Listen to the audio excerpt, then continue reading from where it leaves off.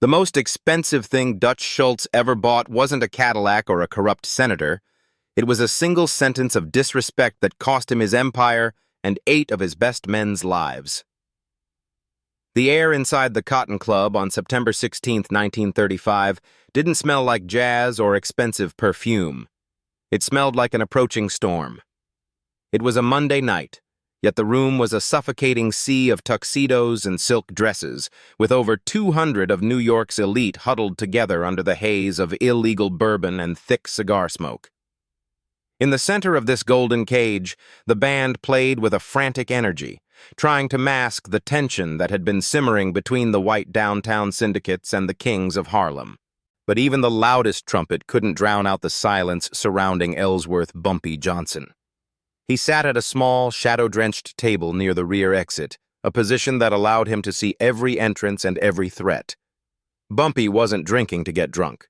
He was nursing a single glass of amber bourbon, his eyes, dark, unblinking, and analytical, tracking the movement of the room like a grandmaster watching a chessboard. He was a man of quiet intensity, a scholar of the streets who preferred poetry to profanity. But across the room, at a table draped in the arrogance of the Bronx, sat his antithesis, Dutch Schultz. Schultz was a man made of gasoline and matches. As the clock crawled toward midnight, the whiskey in his glass seemed to fuel the furnace of his hatred. He didn't just dislike Bumpy Johnson. He loathed the fact that a black man in Harlem operated with an autonomy he couldn't break. Suddenly, Schultz erupted. He didn't just stand. He surged upward, his chair clattering against the floor like a gunshot. The club's heartbeat skipped. The music curdled. Schultz began to march, a heavy, rhythmic stomp that echoed against the hardwood floor. His bodyguards trailed behind him like nervous shadows, sensing that their boss was about to cross a line that could never be uncrossed. When he reached Bumpy's table, Schultz didn't offer a seat. He offered a declaration of war. He slammed a meaty fist onto the mahogany surface, sending a spray of bourbon across Bumpy's pristine suit. The silence that followed was absolute, the kind of silence that usually precedes a massacre. "You've got some nerve, boy," Schultz roared, his voice cracking with the strain of his ego. "You think you're a king? You're a clerk in a neighborhood I'm about to own. I offered you a leash and a bowl, and you thought you were a partner. You're not a gangster, Johnson. You're a mistake I'm about to correct." The atmosphere in the Cotton Club turned from a party to a morgue in less than 3 seconds. Waiters froze with trays balanced precariously on their fingertips. The chorus girls on stage retreated into the wings, their sequins flickering in the dim light like dying stars. Everyone knew the statistics. Dutch Schultz was a man who moved $20 million a year through blood and beer. He was the Dutchman, the man who had survived the repeal of Prohibition by becoming more ruthless than the law itself.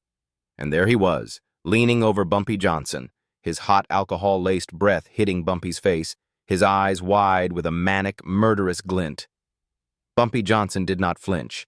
He did not reach for the .45 caliber automatic tucked into his waistband, nor did he shift his weight.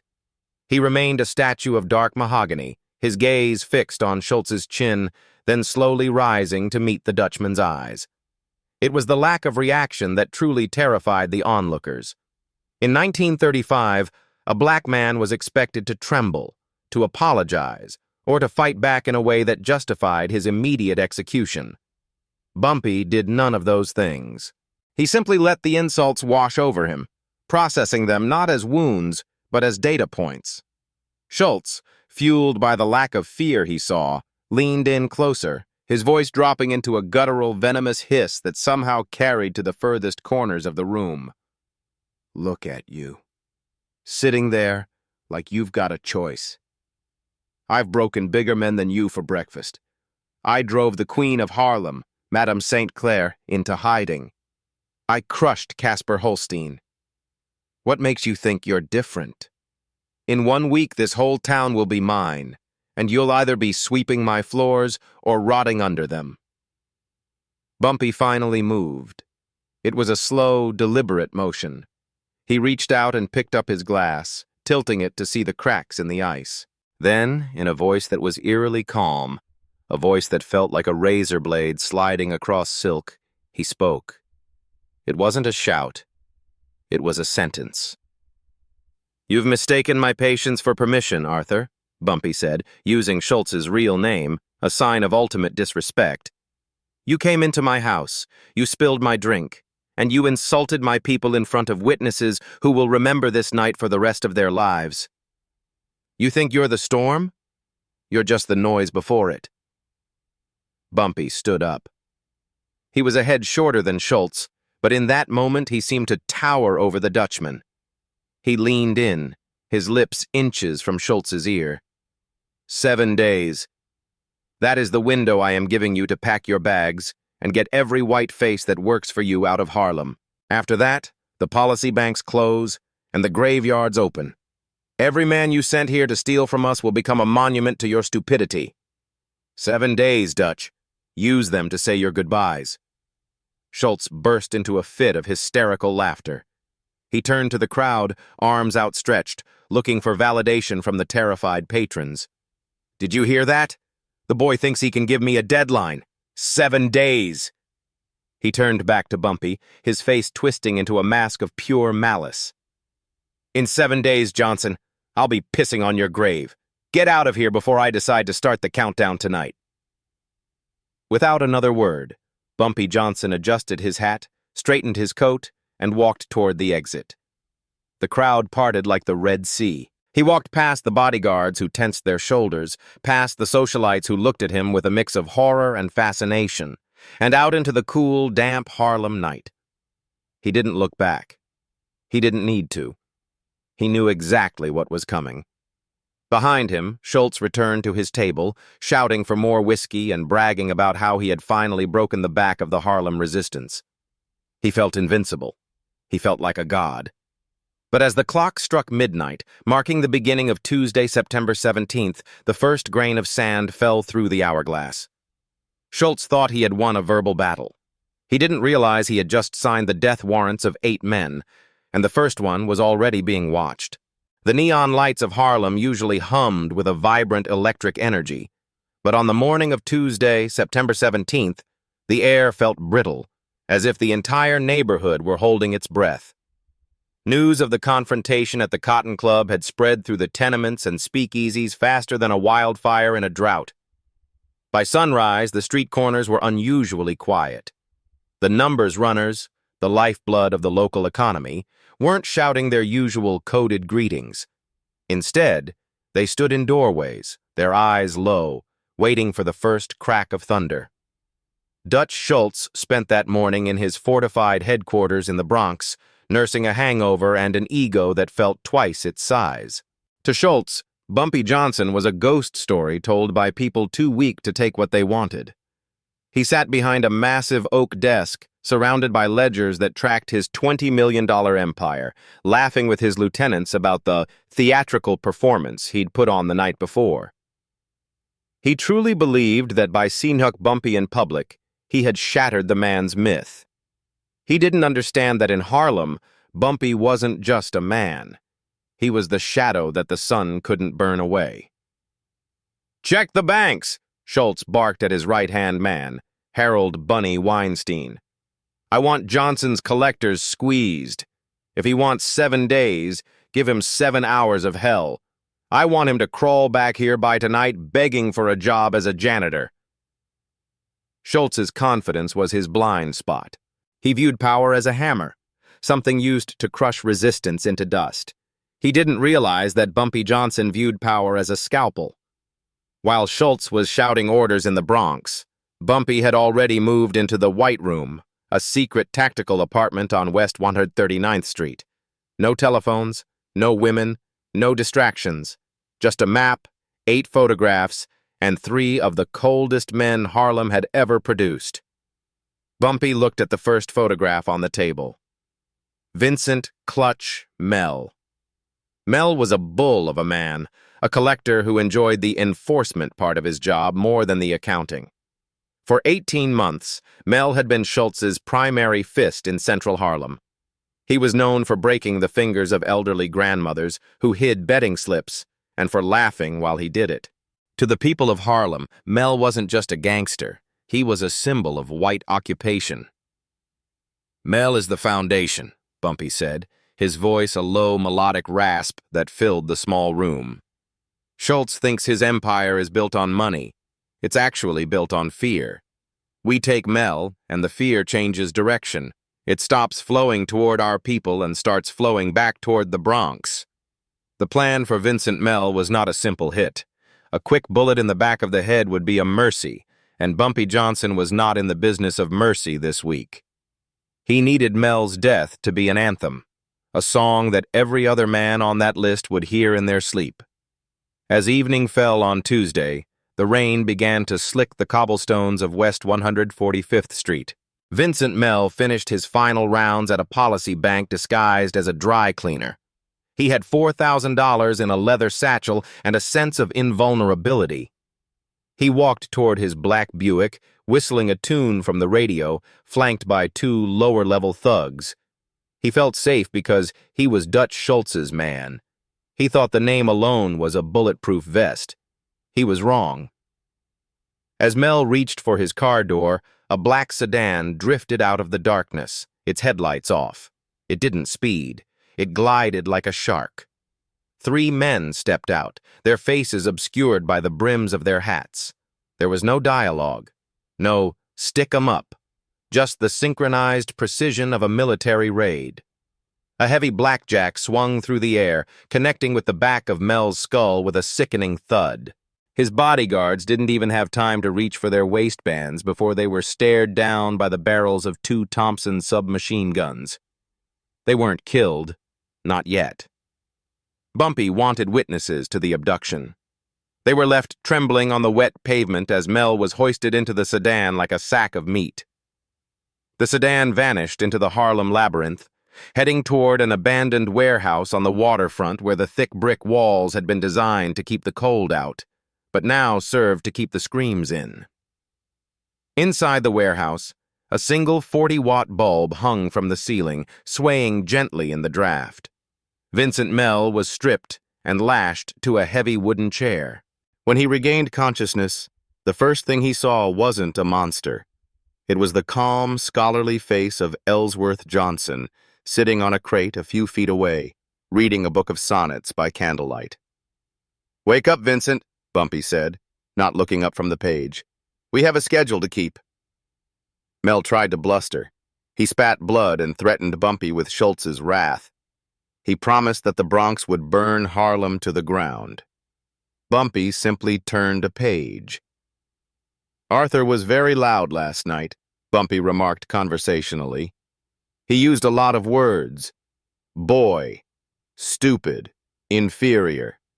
He made a lot of assumptions about the capacity of my people to feel pain versus our capacity to inflict it. I think it's important that you help me correct his vocabulary." The torture began at 1:00 a.m. It was a masterpiece of agony. Bumpy didn't want Mel to die quickly.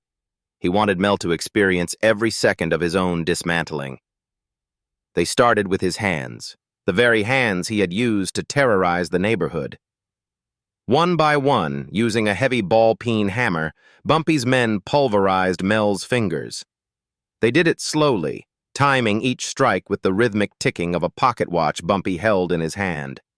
Mel's screams were primal, a raw, guttural sound that tore through the warehouse. But Bumpy remained unmoved. Between each finger, he would ask Mel a question about Schultz's supply lines, not because he needed the information. He already had it. Nyung de nyak nyo Mel rang han dang chet, visu kiu ngao kuchu min. After the hands came the ice pick. It was a signature Harlem weapon, small, precise, and devastating. They used it to puncture non-lethal areas, the shoulders, the calves, the meaty parts of the thighs. Each wound was a hot needle of fire. Mel begged. He offered money. He offered to kill Schultz himself. He wept like a child, the clutch Mel persona evaporating under the relentless pressure of Bumpy's cold stare. "You aren't dying for the money, Vincent," Bumpy whispered, leaning in so close that Mel could see the reflection of the flickering bulb in Bumpy's dark eyes. You're dying because your boss forgot that respect is the only thing that keeps the wolves at bay. Tell God that Bumpy Johnson sent you to announce the new management. At 4:00 a.m., the work was done. Mel's body was a map of broken bones and puncture wounds. He was barely a man anymore, just a breathing ruin. The final act was the Harlem necktie, a deep, jagged incision across the throat that ensured silence forever. They stuffed the corpse into a rusted metal garbage drum, the satchel of $4,000 placed mockingly on top of his chest. It was a statement. This isn't about the money. It's about the message. At 6:23 a.m., as the first gray light of Wednesday touched the city, a sanitation worker named James Robertson found the drum behind a warehouse on West 145th Street. He saw the blood seeping from the lid. When he opened it, he didn't just see a dead gangster. He saw the end of an era. Pinned to Mel's tattered shirt with a silver straight pin was a simple piece of white ledger paper.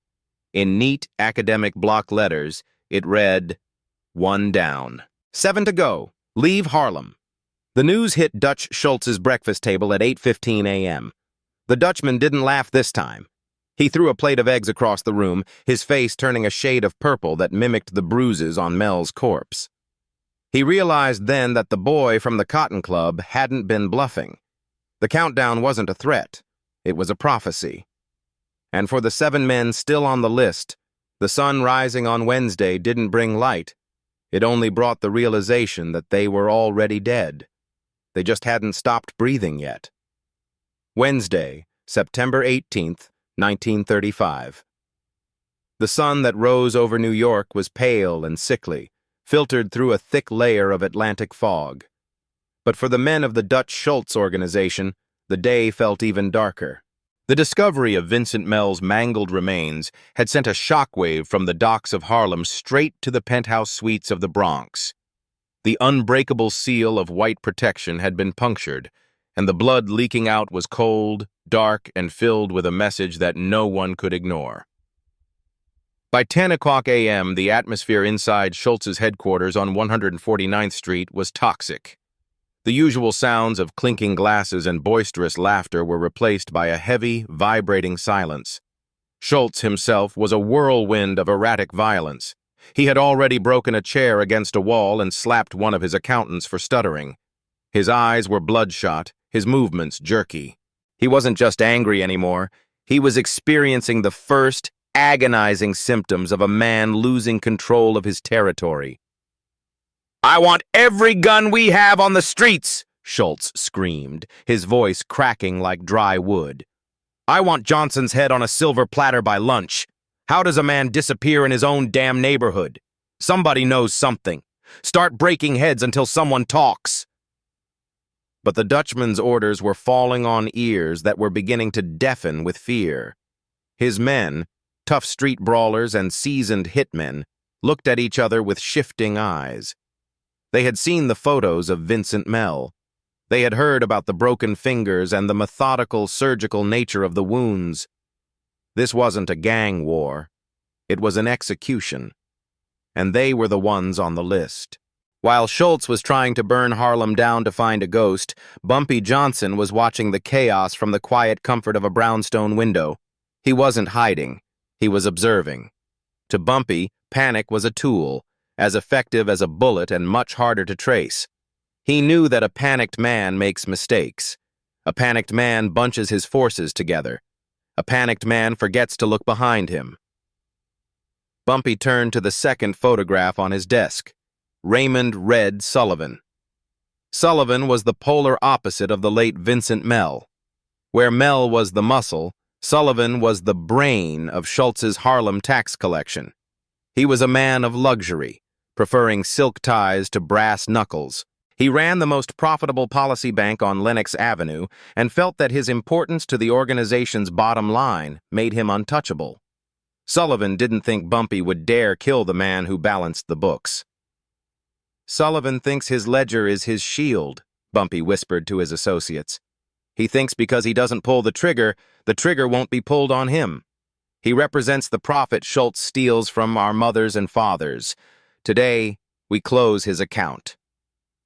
Bumpy knew Sullivan was a creature of habit. Every Wednesday at 1 p.m., Sullivan would take lunch at a quiet Italian bistro just outside Harlem's borders, believing that white territory was a safe haven. He traveled with 2 bodyguards, heavy-set men with snub-nosed revolvers and faces like granite. Sullivan felt the tension, but he misinterpreted it. He thought that by doubling his security, he had solved the problem. He didn't understand that Bumpy Johnson didn't play by the rules of the Italian 5 families or the Irish mobs. Bumpy played the game of invisible Harlem. At 1:45 p.m., Sullivan stepped out of the bistro, picking his teeth with a gold toothpick. He felt a fleeting sense of relief. He had made it through lunch. He was in a safe neighborhood. His black Cadillac was idling at the curb just 10 feet away. But as he reached the car, the world seemed to slow down. A laundry truck, seemingly out of place in this upscale district, stalled in the middle of the street, blocking the Cadillac's path. The bodyguards tensed, their hands diving into their coats. But the threat didn't come from the truck. It came from the man standing right next to them, a man Sullivan had walked past every Wednesday for a year. A quiet, older black man in a janitor's uniform, sweeping the sidewalk. The janitor didn't look up. He didn't shout. He simply dropped the broom and pulled a suppressed .22 caliber pistol from his waistband.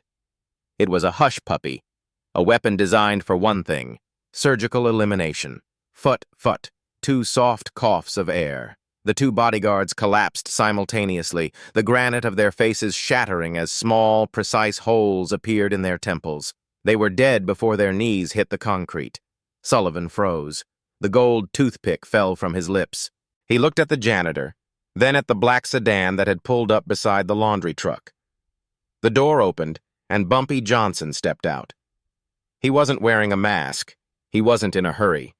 He looked like a businessman arriving for a scheduled appointment. "Afternoon, Raymond," Bumpy said, his voice as cool as the autumn fog.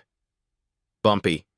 Look, Bumpy, we can talk about this," Sullivan stammered, his expensive silk tie suddenly feeling like a noose.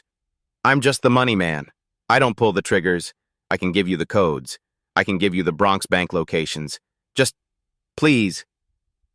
Bumpy walked up to him, his eyes devoid of heat. He reached out and straightened Sullivan's tie with a fatherly touch. "You're right, Raymond.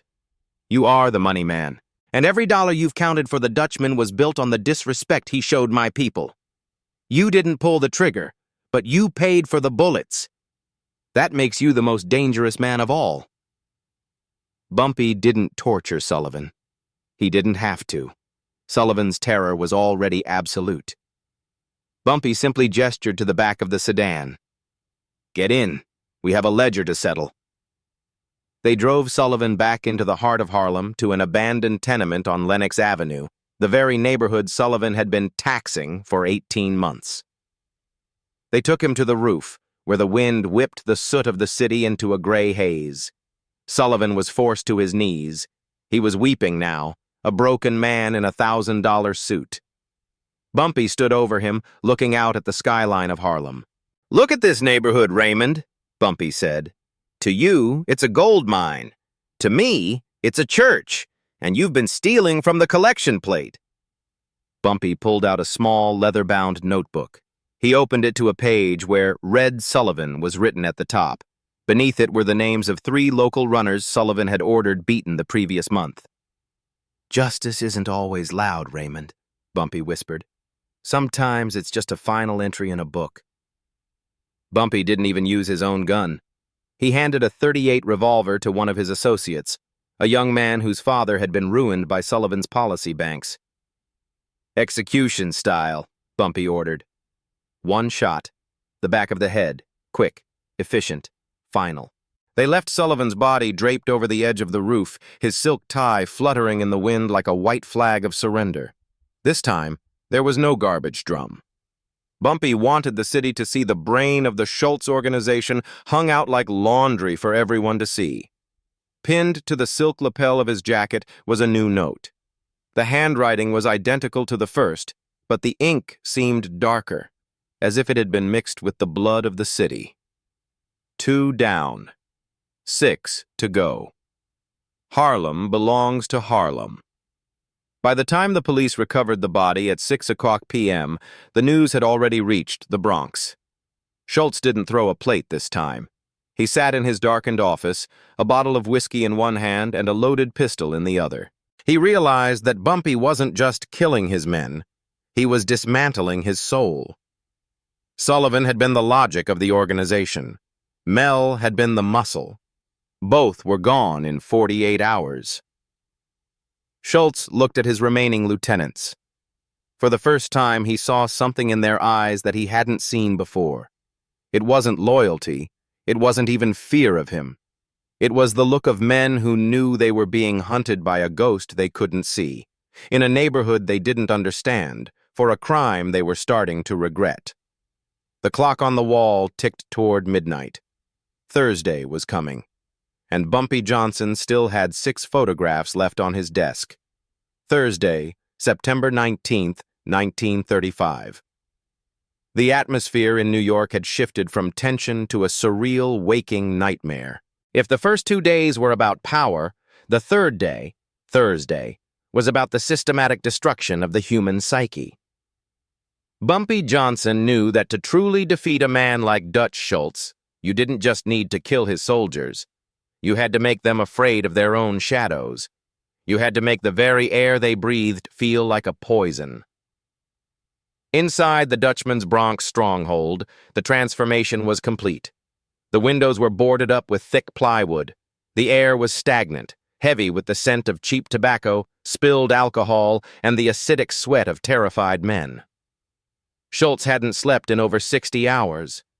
He paced the floor of his office like a caged predator, his eyes darting to every creak in the floorboards. He was surrounded by a dozen armed guards, yet he had never felt more vulnerable. "They're coming for the banks!" Schultz roared, his voice a ragged whisper. "They're going to hit the processing centers. We move the operation, now! Tell little Tommy to pack the slips and move to the safe house on 142nd. Don't take the main roads. Use the service tunnels." Schultz was reacting exactly as Bumpy had predicted. He was huddling his remaining assets together, thinking that numbers equaled safety. He didn't realize that by concentrating his men, he was simply making the target easier to hit. Bumpy Johnson sat in his tactical room, the third photograph held between his fingers. Thomas Little Tommy Brennan. Brennan was the invisible man of the Schultz organization. He was a specialist in logistics, the man who moved the betting slips and the cash through a labyrinth of Harlem basements and secret tunnels. He was small, fast, and notoriously paranoid. He never used the same route twice. He never traveled without a 12-gauge shotgun within arm's reach. To Schultz, Brennan was the most secure link in the chain. "Tommy believes the shadows are his friends," Bumpy said to his team, a cold smile touching his lips. "He thinks because he moves underground we can't see him. But Tommy forgets one thing. The shadows of Harlem don't belong to the Bronx. They belong to us." The hunt for little Tommy Brennan was a masterpiece of urban tracking. Bumpy didn't use his usual hitmen for this. He used the Watchers, the Shoeshine Boys, the Newsies, and the janitors who saw everything and were seen by no one. They tracked Brennan's movements through the steam tunnels and coal chutes that connected the Harlem tenements. At 9:15 p.m., Brennan was moving through a narrow basement corridor beneath a row of brownstones on 142nd Street. He carried a heavy suitcase filled with $10,000 in cash and thousands of betting slips, the heartbeat of Schultz's Thursday revenue. He had 2 men with him, both carrying Thompson submachine guns. They were moving in total silence, using flashlights filtered with red silk to avoid detection. They reached a heavy iron door that led to a service alley. Brennan felt a surge of relief. He was 50 feet away from a reinforced transport truck. He had made it. He reached for the handle, his hand trembling slightly. The door didn't open. It had been welded shut from the outside. Brennan spun around, his shotgun leaping to his shoulder. "Who's there?" he hissed into the darkness. Silence. Then, the sound of a single, rhythmic tapping. Tap, tap, tap. It was the sound of an ice pick hitting a metal pipe. The sound echoed through the narrow tunnel, making it impossible to pin down the location. Brennan's guards began firing blindly into the dark, the roar of the Tommy guns deafening in the confined space. Muzzle flashes illuminated the soot-covered walls in jagged bursts of light. When the smoke cleared, the guards were gone. Not dead, just gone. They had been snatched into the side vents by Bumpy's men in the split second of chaos. Brennan was alone. He dropped his suitcase and began to run back the way he came, but the tunnel was no longer empty. The watchers appeared from every alcove, men Brennan had ignored for months. They didn't shoot him. They simply stood there, blocking his path, their faces illuminated by the red glow of his own flashlight. In the center of the crowd stood Bumpy Johnson. He wasn't holding a gun. He was holding an ice pick. "Tommy," Bumpy said, his voice echoing with a haunting, crystalline clarity. "You've spent your whole life running through the dark. Did you really think you could run faster than the people who live here?" Brennan fell to his knees, his paranoia finally curdling into a complete mental collapse. He began to babble, offering the names of every corrupt cop on Schultz's payroll, begging for a quick death. "A quick death is for soldiers, Tommy," Bumpy whispered, walking toward him. "You're a bookkeeper, and your books are out of balance. 17 times you've ordered my people to be intimidated in these very tunnels. Tonight, the tunnels answer back." What happened next was a ritual of precision. Bumpy didn't kill Brennan with a bullet. He used the ice pick, the same tool Brennan's collectors used to mark runners who were short on their counts. Bumpy struck Brennan 17 times. Not in the heart, not in the lungs. He struck him in the joints, the knees, the elbows, the shoulders. Each strike was a deliberate, calculated puncture designed to paralyze without killing. Brennan's screams were muffled by the heavy basement walls, a symphony of agony that lasted for over an hour. Bumpy watched every moment, his face a mask of absolute, terrifying neutrality. He wasn't enjoying it. He was executing a sentence. When the 17th strike was delivered, Brennan was a living statue of pain. They left him there, pinned to the floor of the tunnel by the very tools of his trade.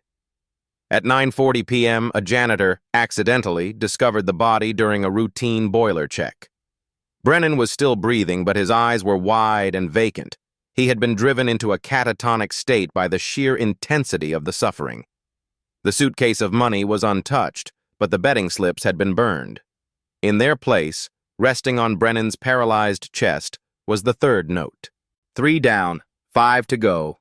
The shadows are watching. Leave Harlem. When the news reached the Bronx, the impact was psychological. Little Tommy Brennan, the man who couldn't be found, had been taken in his own secure tunnel. The message was clear. There was no safe house. There was no tunnel deep enough. There was no bodyguard loyal enough. By midnight, 2 of Schultz's other operators simply disappeared. They didn't go to Bumpy. They didn't go to the police. They just packed their bags and vanished into the night, realizing that no amount of Schultz's money was worth the fate that had befallen Mel, Sullivan, and Brennan. Schultz sat in his office, staring at a map of Harlem that now looked like a graveyard. He realized he wasn't fighting a man. He was fighting the very architecture of the city. The clock struck 12:01. It was Friday. The weekend was coming, and Bumpy Johnson was just getting started. Friday, September 20th, 1935. If the first 4 days were a series of surgical strikes in the dark, Friday was designed to be a public execution of the Dutchman's remaining pride. Bumpy Johnson understood a fundamental rule of power.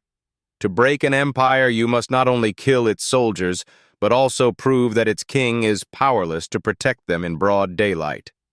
The heat in New York that Friday was oppressive, a humid, heavy blanket that made the tension in Harlem feel physical. The streets were crowded, yet there was a bizarre, choreographed avoidance of anything related to Dutch Schultz. His storefronts were empty. His collectors' cars were being abandoned on side streets. The predator had officially become the prey. In the Bronx, Dutch Schultz was no longer a man. He was a frantic, cornered animal. He had spent the night screaming into his telephone, demanding help from the Italian 5 families, only to be met with cold, polite refusals. The commission had seen the writing on the wall. They saw that Bumpy Johnson had turned Harlem into a fortress, and they had no intention of dying for Schultz's ego. "They're cowards!" Schultz shrieked, smashing a bottle of gin against his mahogany desk. "Every one of them, fine! If they won't help, we do it ourselves. Tony, Joey, you two stay together. Don't go into any buildings. Stay in the open. If anyone gets close, you start shooting, do you hear me? You don't wait for a reason, you just kill." The 2 men Schultz was addressing were Anthony Little Tony Benedetto and Joseph Joey Numbers Catalano. Benedetto was a brawler, a man whose knuckles were permanently scarred from years of enforcing Schultz's will. Catalano was the overseer, the man who made sure the daily counts from the policy banks were accurate. By ordering them to stay together in public, Schultz thought he was creating a formidable defense. He didn't realize he was merely providing Bumpy Johnson with a double-header. Bumpy sat in a quiet corner of a neighborhood barber shop on 7th Avenue, the steam from a hot towel rising around him. He held the 5th and 6th photographs. "Benedetto and Catalano," Bumpy murmured, his voice barely audible over the snip-snip of the barber's shears. "They think the light is their sanctuary. They think because they are surrounded by hundreds of people, we won't strike. They still don't understand that Harlem isn't just a place. It's an organism. And right now, its white cells are being rejected." The hit was timed for 1:15 p.m., the peak of the lunch hour rush. Benedetto and Catalano were seated in a crowded Italian deli on 116th Street, an area Schultz considered his buffer zone. They sat with their backs to the wall, their eyes scanning every face that walked through the door. They were armed with 38 snubs and enough nervous energy to power a city block.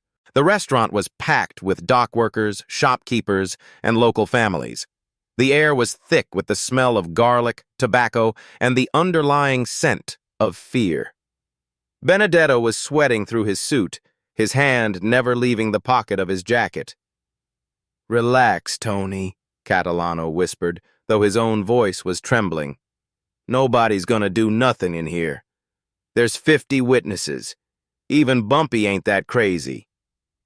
He was wrong. Bumpy wasn't crazy. He was precise. At 1:18 p.m., 2 young men walked into the deli. They weren't wearing masks. They didn't look like hitmen. They looked like students, clean-cut, wearing ironed shirts and carrying books. They walked directly toward the counter, passing Benedetto and Catalano's table without a glance. But as they drew level with the target, the books they were carrying were dropped to the floor. Inside the hollowed-out covers were 2 modified Colt 1911s. The execution was so fast that most of the patrons didn't even realize it was happening until the first body hit the floor. Crack, crack, crack, crack. 4 shots, 2 for Benedetto, 2 for Catalano. All 4 rounds were delivered to the face, a message hit, designed to make the bodies unrecognizable for an open-casket funeral. It was the ultimate mark of disrespect in the underworld. The 2 young men didn't run. They didn't panic. They didn't even drop their guns. They calmly reached into their pockets and pulled out 2 identical notes. They placed one on Benedetto's cooling chest and the other on Catalano's shattered face. The restaurant went silent. The only sound was the sizzling of meat on the grill and the heavy rhythmic thumping of Catalano's heels against the floor in a final post-mortem reflex. The hitmen walked out of the front door, blended into the midday crowd, and vanished. By the time the first police siren was heard, the deli was empty of everyone except the 2 dead men and the notes that remained as their final epitaphs. 4 down, 4 to go, 5 down, 3 to go. Harlem is purging. The news hit Schultz like a physical blow. He had lost 2 more men in a crowded restaurant in broad daylight in an area he thought he controlled. His organization was no longer a hierarchy. It was a sinking ship, and the rats were starting to jump. But Bumpy wasn't finished with Friday. He knew that the psychological weight of 5 bodies in 4 days was enough to break the rank and file, but to break the leadership, he needed to strike closer to the heart. He needed to prove that even Schultz's personal inner circle was within his reach. As the sun began to set on Friday evening, a third envelope arrived at Schultz's Bronx headquarters. It wasn't slipped under the door this time. It was delivered by a young boy on a bicycle who rode off before the guards could grab him. Inside was a longer message written in Bumpy's elegant, flowing script. Arthur, 5 of your men have returned to the earth today. They died not because of what they did, but because of what you said. You stood in the Cotton Club and told the world that my people were too stupid to run their own affairs. You told us we were nothing. Every time a bullet finds one of your men, it is the sound of our intelligence answering your ignorance. Every time a body is found, it is a reminder that we are not nothing. We are the air you breathe, the food you eat, and the shadow that follows you home. You have 3 men left, 1 for Saturday, 1 for Sunday, and 1 for the end. You chose this path, Arthur. I am simply walking you to the finish line. Schultz read the letter, and for the first time in his life, he felt a cold, paralyzing dread that whiskey couldn't numb. He looked at his remaining top lieutenant, Harold "Bunny" Weinstein, the man who had been with him since the beginning. "Bunny," Schultz whispered, his eyes wide and vacant. "They're coming for you next." Weinstein, a man who had survived a dozen gang wars, felt his stomach turn. He looked at the door, then at the window, then back at Schultz.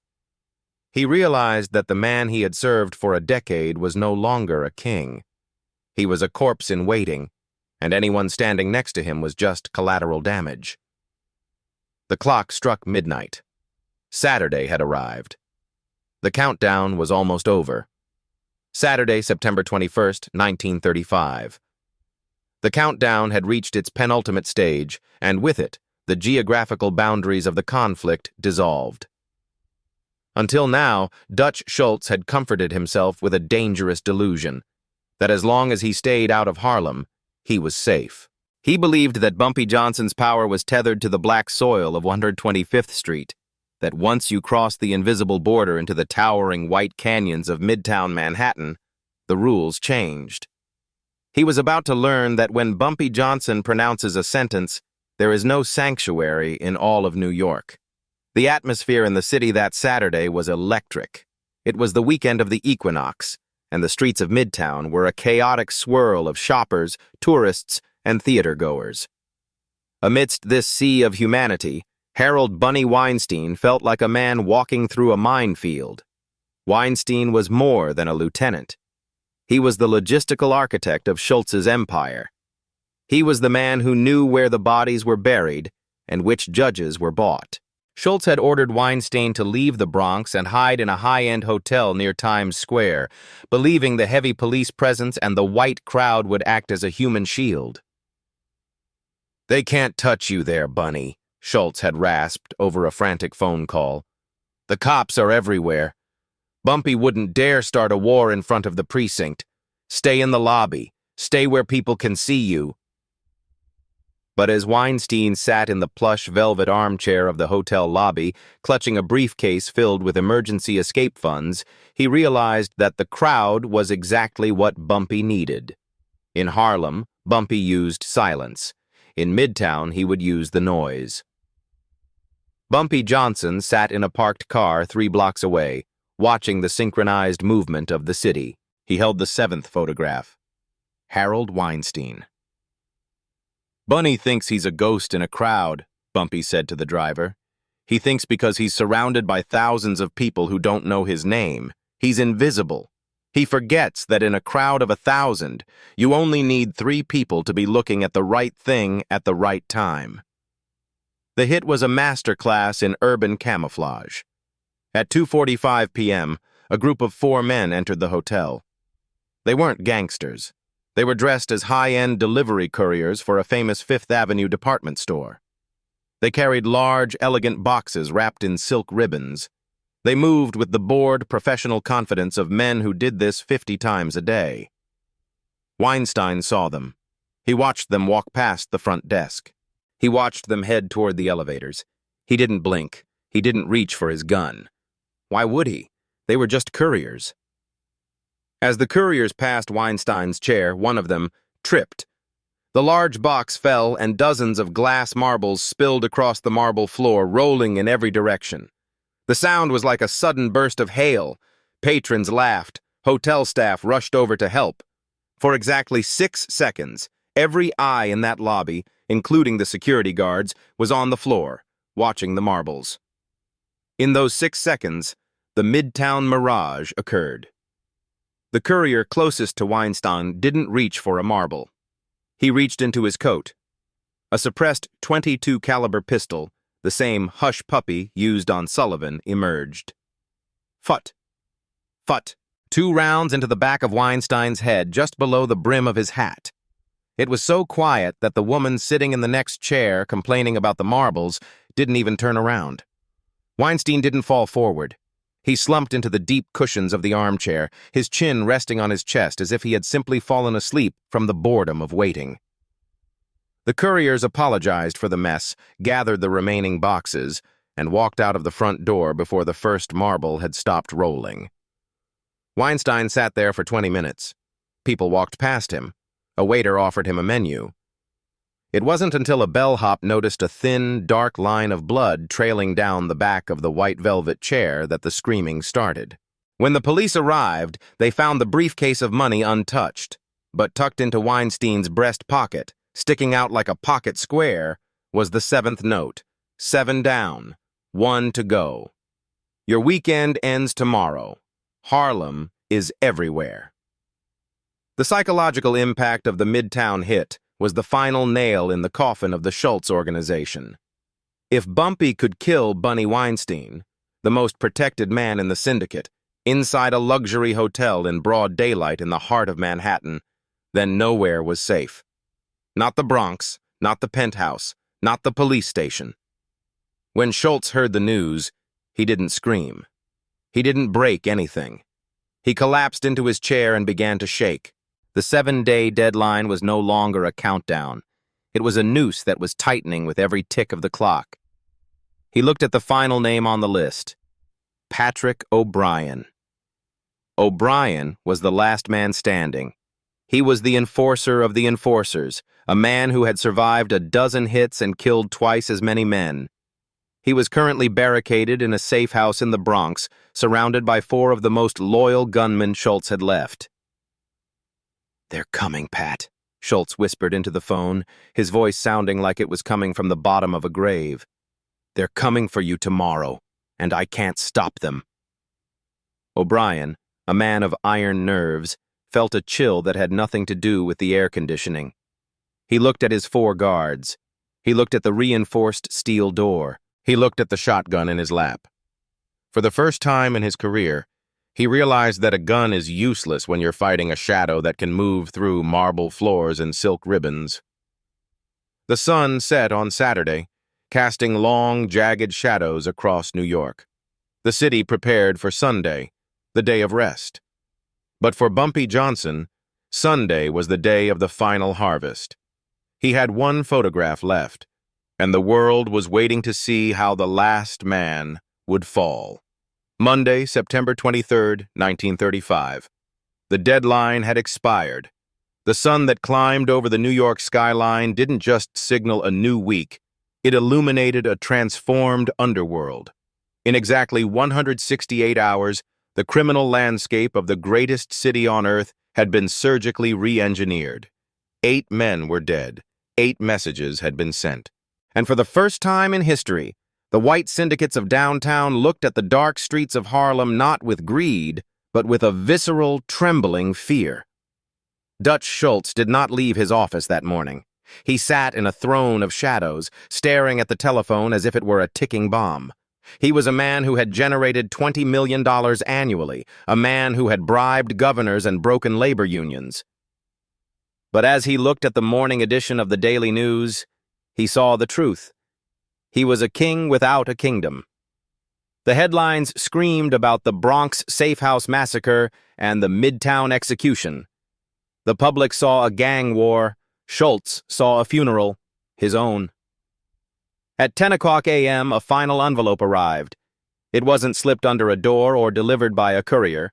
It was handed to Schultz's last remaining guard by a high-ranking New York police captain, a man Schultz had been paying $500 a week for years. "He told me to give this to you, Dutch," the captain said, his voice devoid of the usual subservience. "And he told me to tell you that the payroll is closed. Don't call me again." Even the law, in its most corrupt form, knew when the wind had shifted. Schultz opened the envelope. Inside was no note, just a small silver coin, a nickel, and a single betting slip from one of his own former Harlem policy banks. On the back, in Bumpy's unmistakable script, was the final verdict. The price of your disrespect was 8 lives. The price of your stay is now your own. You have 24 hours to dissolve every interest in Harlem. If a single one of your collectors is seen past 125th Street tomorrow, I stop killing your soldiers and I start killing your partners. All of them. In the Bronx. In Brooklyn. Everywhere. The boy you laughed at is now the man who decides if you breathe. Choice is yours, Arthur. But remember, choices have consequences. Schultz didn't fight. He didn't roar. He simply picked up his pen and began to sign the orders. By Tuesday evening, the Dutch Schultz organization, a juggernaut of Prohibition-era power, had completely vanished from Harlem. The policy banks were handed over to local operators. The protection rackets were dismantled. The white occupiers retreated to the Bronx, tail between their legs, haunted by the memory of 8 bodies and a countdown they never thought would reach 0. Bumpy Johnson emerged from the shadows on Wednesday, September 25th. He didn't come out with a parade or a flourish of trumpets. He simply walked down Lenox Avenue at noon, wearing a charcoal gray suit and a pristine fedora. He stopped at a local diner, ordered a coffee, and sat by the window. The neighborhood reacted as if a saint had returned. People didn't cheer. They bowed their heads in a silent, profound display of gratitude. They knew that Bumpy hadn't just won a gang war. He had restored the soul of Harlem.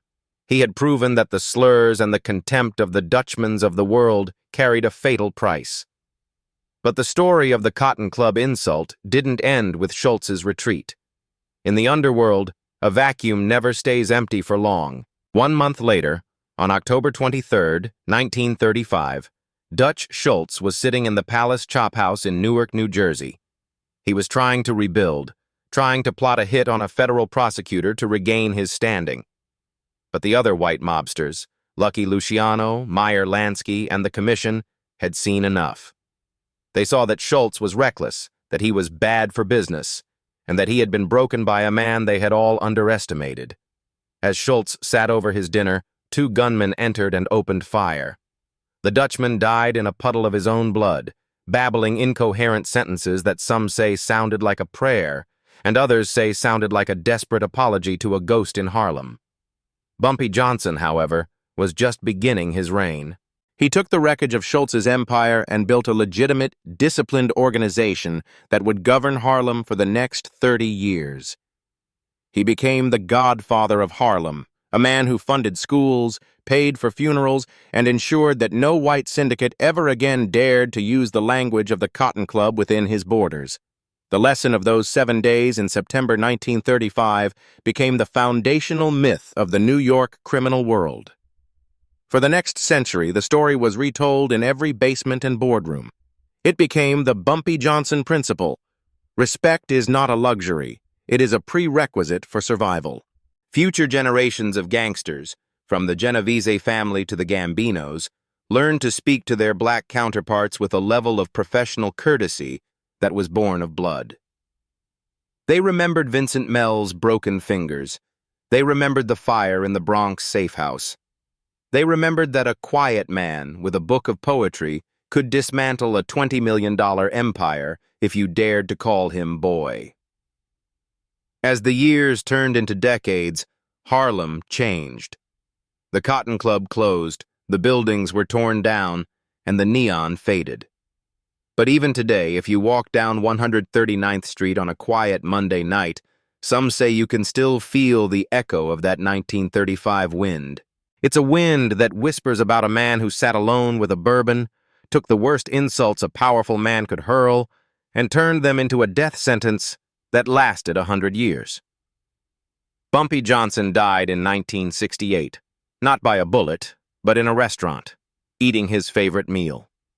He died a king, in the neighborhood he saved, surrounded by the respect he had earned with 8 bodies and 7 days of absolute, cold-blooded precision. Dutch Schultz thought he was buying Harlem with whiskey and guns.